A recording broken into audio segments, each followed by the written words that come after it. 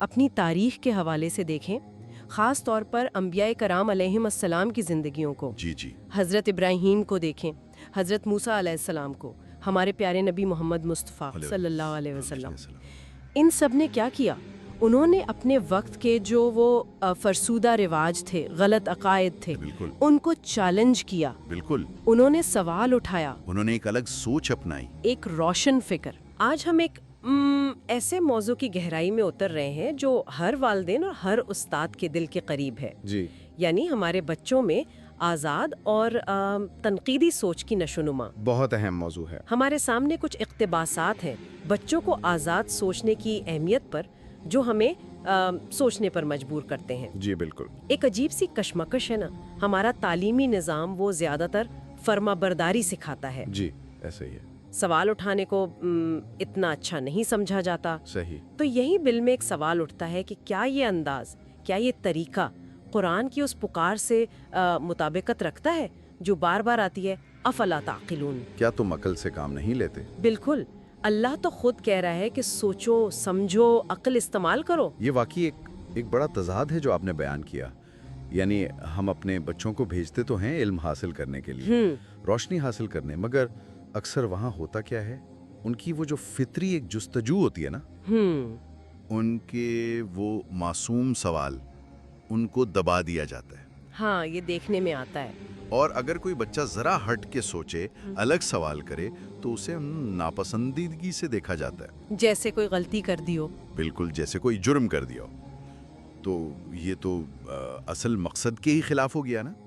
علم تو سمجھنے کے لیے ہے، صرف مان لینے کے لیے نہیں. آپ نے بالکل صحیح کہا. اور اگر ہم اسی بات کو اپنی تاریخ کے حوالے سے دیکھیں، خاص طور پر انبیاء کرام علیہم السلام کی زندگیوں کو، جی حضرت ابراہیم کو دیکھیں، حضرت موسیٰ علیہ السلام کو، ہمارے پیارے نبی محمد مصطفیٰ صلی اللہ علیہ وسلم، ان سب نے کیا کیا؟ انہوں نے اپنے وقت کے جو وہ فرسودہ رواج تھے، غلط عقائد تھے، بالکل ان کو چیلنج کیا. بالکل. انہوں نے سوال اٹھایا، انہوں نے ایک الگ سوچ اپنائی، ایک روشن فکر. ہاں یہ ٹھیک ہے کہ شروع میں انہیں مشکلیں آئیں، مخالفت ہوئی. جی، انہیں باغی کہا گیا، مجنون تک کہا گیا. صحیح. مگر وہی الگ سوچ تھی جس نے انسانیت کو نئی راہ دکھائی. تو اس میں ہمارے لیے کوئی سبق نہیں کیا؟ بہت گہرا سبق ہے اس میں. دیکھیں نا، یہ جو موجودہ نظام ہے ہمارا، شاید غیر ارادی طور پر ہی صحیح، یہ ایسے ذہن بنا رہا ہے جو ہدایت پر عمل تو اچھا کر لیتے ہیں، جی، فرما بردار، ہاں فرما بردار، لیکن خود سے سوال کرنا، کوئی نئی راہ نکالنا، اس میں ہچکچاتے ہیں. جبکہ اسلام کا مزاج وہ تو غور و فکر کرنے والے، تدبر کرنے والے لوگ چاہتا ہے. بالکل. ہمارے اسکول، کالجز بعض اوقات ایسا لگتا ہے جیسے کوئی فیکٹری ہو. اچھا، کس طرح سے؟ جہاں بس ایک ہی طرح کے، ایک ہی سانچے میں ڈھلے ہوئے ذہن تیار ہو کر نکل رہے ہوں. یہ تو بڑی تشویشناک بات ہے. جی، اور یہ چیز تو بچے کی فطرت کے بھی خلاف ہیں. اللہ نے تو بچوں کو تجسس کے ساتھ پیدا کیا ہے. جی ہاں، بچے تو سوال بہت پوچھتے ہیں. بالکل، کھوجنا، سوال کرنا، یہ تو ان کی جبلت میں ہے. تو اس فطری تجسس کو دبانا، یہ تو ایک طرح سے ظلم ہوا. اور اسلام میں علم کا جو تصور ہے وہ کتنا وسیع ہے. وہ صرف کتابیں رٹنا تو نہیں ہے نا. ہرگز نہیں.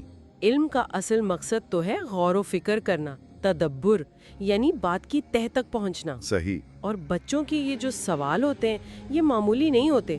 جیسا کہ ہمارے ماخذ میں بھی لکھا ہے، سوال ہی تمہاری طاقت ہے. بالکل.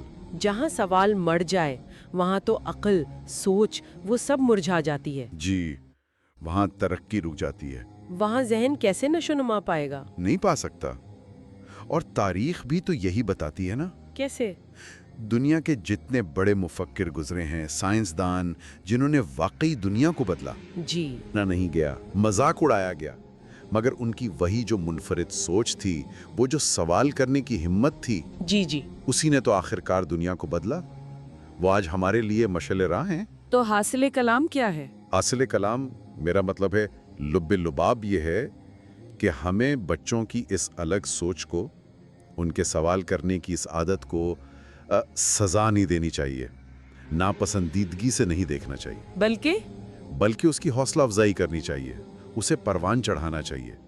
یہ صرف ایک بچے کی ذاتی سوچ نہیں ہے، یہ ہمارے مستقبل کی قیادت کی تیاری ہو رہی ہے. صحیح کہا۔ آزاد اور تنقیدی سوچ کی پرورش، یہ ہماری دینی تعلیمات کا بھی حصہ ہے اور انسانی معاشرے کی ترقی کے لیے بھی لازم ہے۔ یقیناً، اور یہ ساری گفتگو یہ ہمیں ایک بہت بنیادی سوال پر لا کر کھڑا کرتی ہے جو ہمارے ذرائع میں بھی اٹھایا گیا ہے، جی، اور شاید ہر والدین، ہر استاد کو خود سے پوچھنا چاہیے کہ کیا ہم اپنے بچوں کو صرف حکم ماننے والے بنا رہے ہیں، بھیڑ چال چلنے والے، یا ایسے خود مختار، ایسے پر اعتماد رہنما تیار کر رہے ہیں جن پر آنے والا کل، ہمارا مستقبل فخر کر سکے۔ بہت اہم سوال ہے۔ تو آئیے اس پر ضرور غور کریں کہ ہم اپنے گھروں میں، اپنی کلاس رومز میں، اپنے معاشرے میں بچوں کی اس قیمتی آزاد سوچ کو کیسے زیادہ محبت سے، زیادہ حکمت سے پروان چڑھا سکتے ہیں۔